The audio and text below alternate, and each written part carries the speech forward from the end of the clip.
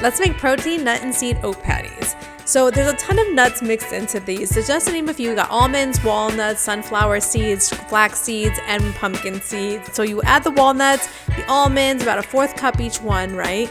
And you mix these all together, and you're gonna put these in a blender because you're gonna make kind of like a nut flour. And this is gonna be the base of the oat patties because it's just gonna hold everything together, right? Because we're gonna add tons of veggies packed with water, and we got carrots, zucchini, onion, red bell pepper, green bell pepper.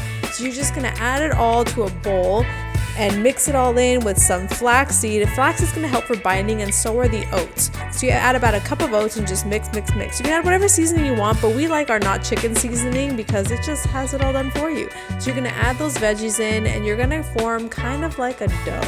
And you're going to notice that some water is going to come out of the veggies, but you're going to need a little more, so add about a 1/3 cup more. So if you feel like it needs some more seasoning, you could always add some aminos or some soy sauce, and then you're just going to mix it by hand because, again, you're going to make like a dough. If you feel like it's still a little too soft and it needs to be a little more firm, you can add some extra oats just to help it bind a little more.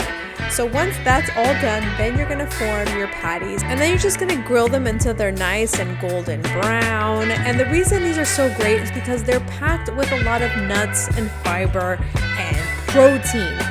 Nuts have a lot of anti-inflammatory properties. They don't have cholesterol, they're just overall really good for you, and they have a lot of good fats. So if you're wondering how to eat this, you can add some of that pesto that we made in the prior video, plug, just make sure to watch that. And you can just eat it any way you like, but this was absolutely delicious. You can enjoy it any way you want, so tell me if you're gonna try it.